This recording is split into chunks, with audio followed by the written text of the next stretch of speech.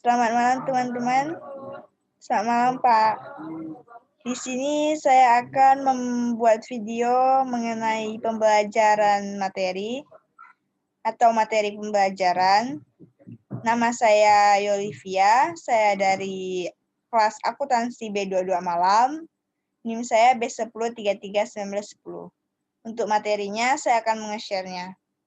Mohon ditunggu.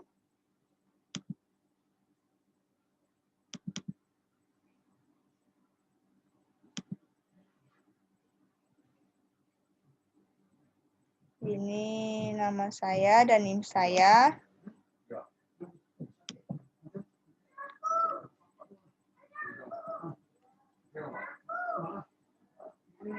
Oke, mari kita mulai dari awal. Materi yang saya bahas mengenai materi analisis regresi. Analisis regresi adalah metode analisis yang dapat digunakan untuk menganalisis data yang mengambil kesimpulan yang bermakna tentang hubungan ketergantungan variabel terhadap variabel lainnya. Ada juga ANOVA dalam regresi linear. Kadang para pembaca buku cukup dibingungkan oleh adanya tabel ANOVA pada hasil analisis regresi linear. Tentunya jika Anda mengerti maksud sesungguhnya dari uji yang satu ini, maka Anda tidak akan bingung lagi. ANOVA dalam perhitungannya membandingkan nilai mean square dan hasilnya adalah menilai apakah model prediksi linear tidak berbeda nyata dengan nilai koefisien, estimasi, dan standar error. Selanjutnya ada analisis tabel ANOVA. ANOVA merupakan singkatan dari Analysis of Variance. Merupakan prosedur uji statistik yang mirip dengan teks, namun kelebihan dari ANOVA adalah dapat menguji perbedaan lebih dari dua kelompok. Berbeda dengan independent sample text yang hanya bisa menguji perbedaan rata dari dua kelompok saja, atau independent sample text. Kegunaan analisis tabel ANOVA. ANOVA digunakan sebagai alat analisis untuk menguji hipotesis penelitian yang mana menilai adakah perbedaan rata antara kelompok. Hasil akhir dari analisis ANOVA adalah nilai f-text atau f-hitung. Nilai f-hitung yang nantinya akan digunakan dengan nilai pada tabel F. Jika nilai f-hitung lebih dari f-tabel, maka dapat disimpulkan bahwa menerima H1 dan menolak HO, atau yang berarti ada perbedaan bermakna rata pada semua kelompok. Contoh ANOVA. Yang pertama, contohnya adalah seorang peneliti ingin menilai adakah perbedaan mode pembelajaran A, B, dan C terhadap hasil pembelajaran mata pelajaran fisika pada kelas 6, di mana dalam penelitian tersebut kelas 6A diberi perlakuan A, kelas 6B diberi perlakuan B, dan kelas 6C diberi perlakuan C. Setelah adanya perlakuan selama 1 semester, kemudian dibandingkan hasil pembelajaran semua kelas 6, A, B, dan C, masing-masing kelas jumlahnya berkisaran antara 40 sampai 50 siswa. Hasil yang didapatkan adalah nilai F-hitung. Nilai tersebut dibandingkan dengan nilai dalam tabel F pada derajat kebebasan tertentu atau degrees of freedom. Jika F-hitung lebih dari F-tabel, maka disimpulkan bahwa menerima H1 atau yang berarti ada perbedaan secara nyata atau signifikan hasil uji siswa antar pelaku model pembelajaran. Ada juga ciri-ciri ANOVA. Ciri khasnya adalah adanya satu atau lebih variabel bebas sebagai faktor penyebab dan satu atau lebih variabel responses sebagai akibat atau efek dari adanya faktor. Contoh penelitian yang dapat menggambarkan penjelasan ini. Adakah pengaruh jenis bahan bakar terhadap umur toraks mesin? Selanjutnya ada jenis ANOVA. 1. Univariate of weight analysis of variance. Apabila variabel bebas dan variabel terikat jumlahnya 1. Yang kedua, univariate two-way analysis of variance. Apabila variabel bebas ada 2, sedangkan variabel terikat ada 1. Yang ketiga, univariate multi-way analysis of variance. Apabila variabel bebas ada lebih 2, sedangkan variabel terikat ada 1. Koefisien regresi. Koefisien determinasi atau R-square adalah rasio jumlah regresi kuadrat atau SSR dengan jumlah total kuadrat atau SST. Koefisien determinasi ini biasa ditulis dengan simbol R pangkat 2 atau disebut dengan R-square.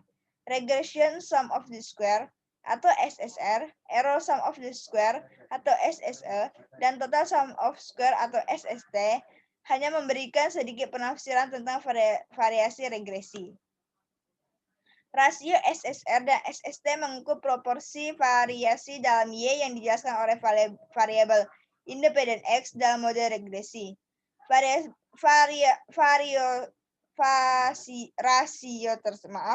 Rasio tersebut dapat dinyatakan sebagai berikut. R pangkat 2 sama dengan regression sum of the square per total sum of square sama dengan SSR per SST.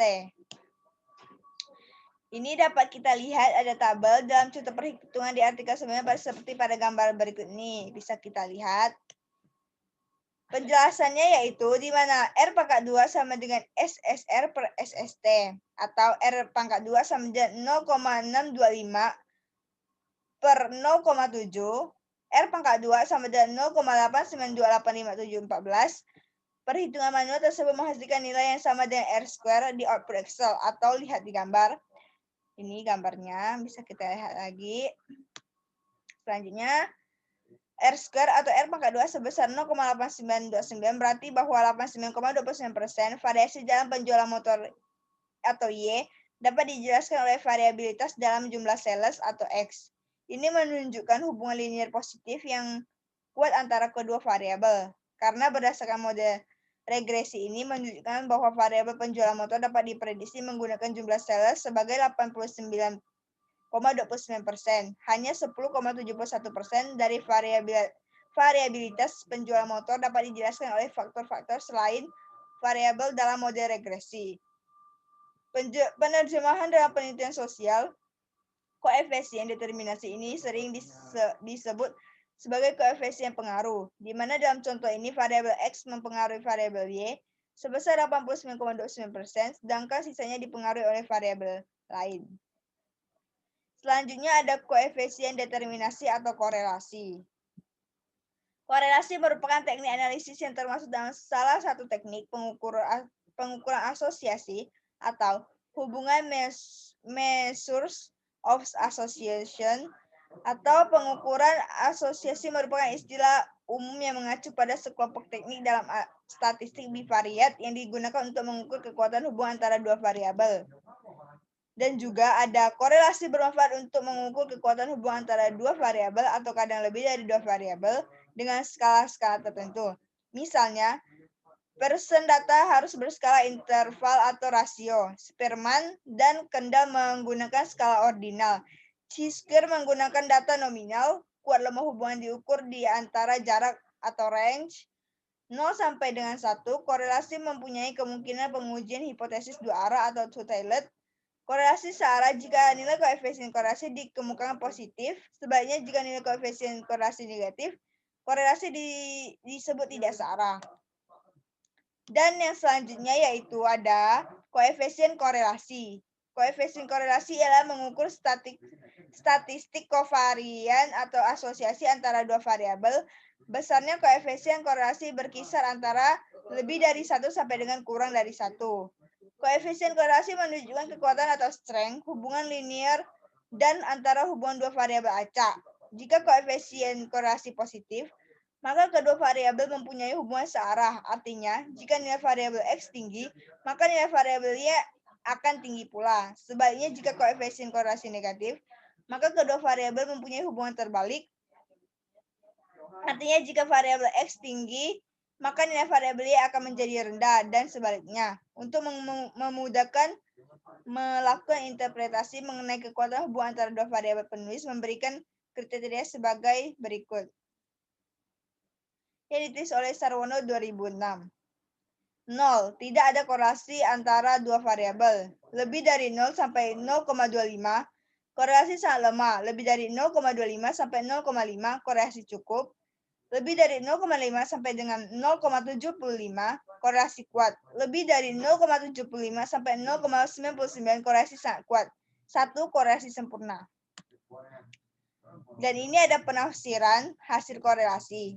Arti angka korelasi ada dua tanda dalam penafsiran korelasi melalui nilai koefisien, yaitu tanda plus dan minus, yang berhubungan dengan arah korelasi, serta menyatakan kuat tidaknya korelasi. Signifikan hasil korelasi berdasarkan nilai signifikasi. Kita bisa mengambil simpulan dari hipotesis HO sama dengan tidak ada hubungan atau korelasi antara dua variabel. H1 maksud saya, maaf. Ada hubungan atau korelasi antara dua variabel. Uji dilakukan dua sisi atau arah atau Taylor atau ekor. Dasar pengambilan keputusan berdasarkan probabilitas menggunakan kriteria. Yang pertama, jika probabilitas lebih dari 0,015 atau 0,01, maka HO diterima. Yang kedua, jika probabilitas kurang dari 0,05 atau 0,01, maka HO ditolak. Standar error. Standar error adalah standar deviasi dari rata-rata bila kita mempunyai beberapa kelompok data, misalnya 3 kelompok. Maka kita akan mempunyai 3 buah nilai rata-rata. Bila kita hitung nilai standar deviasi dari 3 buah nilai rata-rata tersebut, maka nilai standar deviasi dari nilai rata-rata tersebut disebut nilai standar error. Simbol standar error untuk sampel adalah, atau kadang-kadang ditulis SE. Simbolnya itu strip bawah. Rumus menghitung nilai standar error adalah sebagai berikut. IS ini bisa kita lihat, maaf saya tidak bisa lihat. Ini adalah rumusnya. Untuk contohnya itu kita mempunyai data jumlah anaka pada varietas pandan wangi SBB. Sebagai berikut maksudnya. Ini adalah contohnya, bisa kita lihat, dan ini adalah pembahasannya. Secara teori, standar error adalah standar deviasi dari nilai rata-rata dari contoh di atas. Nilai rata-rata 3 buah, yaitu 23, 25, 24, 25, 30. Oleh karenanya, bila kita hitung nilai standar deviasi dari ketiga nilai tersebut, maka nilai itu disebut juga nilai standar error dari keseluruhan data di atas, atau lihat rumus menghitung standar deviasi di blok ini. Namun, untuk keperluan praktis, maka perhitungan nilai standar error tidak dihitung dari nilai rata-ratanya, tetapi langsung dihitung dari keseluruhan data dengan rumus seperti di atas. Yang tadi rumusnya, ini. Dan nilai standar error data di atas adalah, nah ini bisa kita lihat penjelasannya dan penyelesaiannya. Selanjutnya yaitu confidence atau prediction interval. Interval kepercayaan adalah suatu rentang nilai rata-rata sampel Anda. X adalah pusat rentang ini dan rentang adalah X kurang atau lebih. Confidence misalnya, jika X adalah nilai rata-rata sampel dari waktu pengiriman produk yang dipesan melalui pos, X lebih kurang. Confidence ada rentang rata-rata populasi. Selanjutnya itu adalah sintaks fungsi confidence memiliki argumen berikut. Alpha, diperlukan tingkat signifikansi yang digunakan untuk menghitung tingkat kepercayaan. Tingkat kepercayaan sama dengan 100 kali buka kurung 1 kurang alpha persen. Atau dengan kata lain, alpha dari 0,05 menunjukkan tingkat kepercayaan 95%. Standar def, diperlukan simpangan baku populasi untuk rentang data tersebut dan diasumsikan telah diketahui. Kalau sesnya diperlukan untuk ukuran sampel. Keterangannya, jika ada argumen yang tidak numerik, maka confidence akan mengembalikan atau value nilai kesalahan. Jika alpha kurang dari 0 atau lebih dari 1, confidence mengembalikan atau pagar num, nilai kesalahan. Jika standar def kurang dari sama dengan 0, confidence mengembalikan atau bisa disebut dengan pagar num, nilai kesalahan. Jika ses bukan bilangan bulat, maka dipotong. Jika ukuran kurang dari 1, confidence mengembalikan num, nilai kesalahan. Jika diasumsikan alpha dengan 0,05, kita perlu menghitung area pada kurva normal standar yang sama dengan buka kurung 1 kurang alpha atau 95%. Nilai ini lebih kurang 1,96. Oleh karena itu, interval kepercayaannya. Ini contohnya. Ini contohnya bisa kita lihat. Oke, selanjutnya yaitu Durbin-Watson Table. Tabel Durbin-Watson adalah tabel pembanding dalam uji autokorelasi dalam dunia statistik. Uji Durbin-Watson adalah sebuah tes yang digunakan untuk mendeteksi terjadinya autokorelasi pada nilai residu atau prediction errors. Dari sebuah analisis regresi, yang dimaksud dengan autokorelasi adalah hubungan antara nilai-nilai yang dipisahkan satu sama lain dengan jeda waktu tertentu. Pada kesempatan ini kami ingin berbagi sebuah tabel. Ini tabelnya bisa kita lihat teman-teman. Nah, ini berikutnya tabel. Tabelnya udah. Sekarang ada cara membaca tabel Durin. Cara pertama yaitu cara membaca tabel Durin-Watson. T, jumlah sampel atau N. K, jumlah variabel. DL, batas bawah Durbin-Watson. DU, batas atas Durbin-Watson. Contoh, kita melakukan uji regresi linear berganda dengan dua variabel independen dari satu variabel dependen dengan jumlah sampel sebanyak 50. Didapatkan hasil Durbin-Watson hitung sebesar D sama dengan 2010.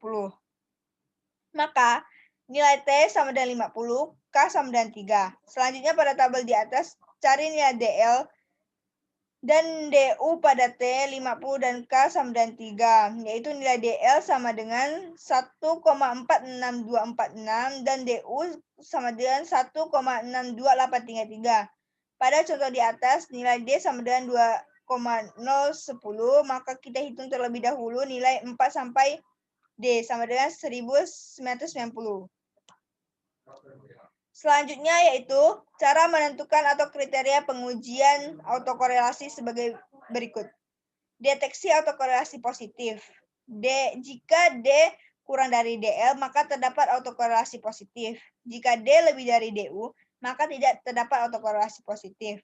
Jika DL kurang dari D kurang dari DU, maka pengujian tidak meyakinkan atau tidak dapat disimpulkan. Deteksi autokorelasi negatif. Jika buka kurung 4 kurang D kurang dari DL, maka terdapat autokorelasi negatif. Jika buka kurung 4 kurang D lebih dari DU, maka tidak terdapat autokorelasi negatif. Jika DL kurang dari 4 kurang D kurang dari DU, maka pengujian tidak meyakinkan atau tidak dapat disimpulkan. Selanjutnya ada deteksi autokorelasi positif. Jika 2,10 kurang dari 1,462446, maka terdapat autokorelasi positif. Sampai salah sama dengan salah. Jika 2,0010 lebih dari 1,62833, maka tidak terdapat autokorelasi positif, yaitu bisa dianggap benar. Jika 1,46246 kurang 2010 kurang 1,2833, maka pengujian tidak dapat disimpulkan sama dengan salah. Oke, sekian dan terima kasih video pembelajaran dari saya. Selamat malam.